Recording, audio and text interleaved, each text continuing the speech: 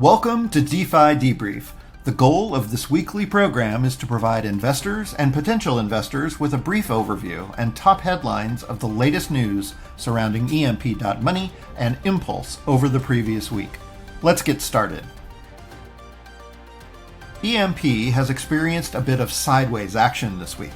The price of EMP stayed in the low 40s, and Ethereum moved in the $1,600 to $1,700 range. We remained slightly above peg for the majority of the week, causing eShare to tick up into the high 700s. A huge milestone was reached in Detonator this week, with the pool balance going over 100,000 LP. And speaking of Detonator, the newly upgraded version of Detonator is being ported live at the same time as the launch of this edition of DeFi Debrief. Please note that Detonator will be offline for a few hours while this process completes. There are 4 major upgrades to Detonator.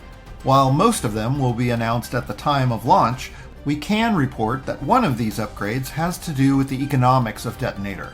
Specifically, Detonator will be moving some of the LP locked in the contract over to the EMP ETH LP farm in order to produce eShare. These eShare will then be sold for Ethereum to pair with Treasury EMP or to buy fresh EMP to help support PEG when necessary. No matter where the EMP comes from, the LP will then be returned to the Detonator contract.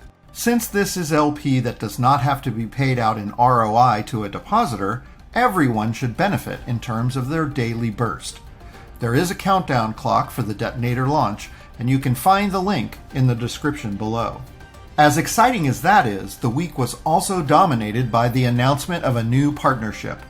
EMP announced that it is now an official payment partner with Splinterlands, the leading play-to-earn platform in crypto.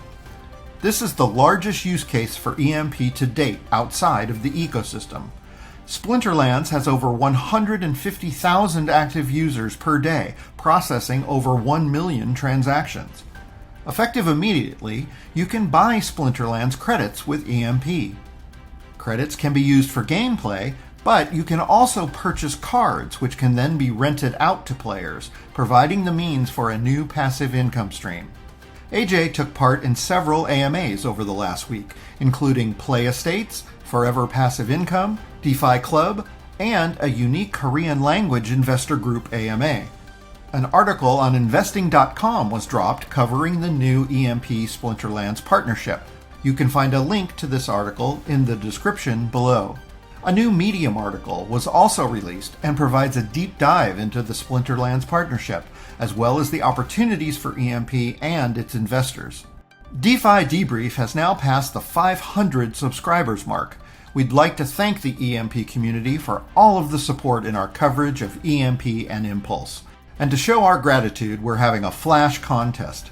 Simply like this episode of DeFi Debrief, and then put your social handle and platform where we can find you in the comments below.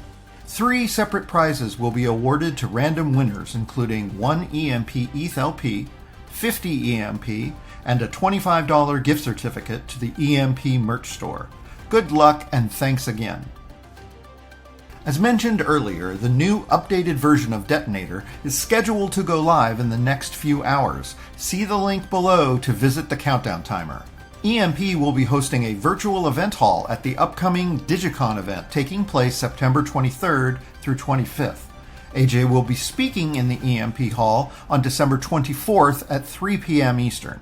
DeFi Debrief will be on hiatus from September 26th through October 10th.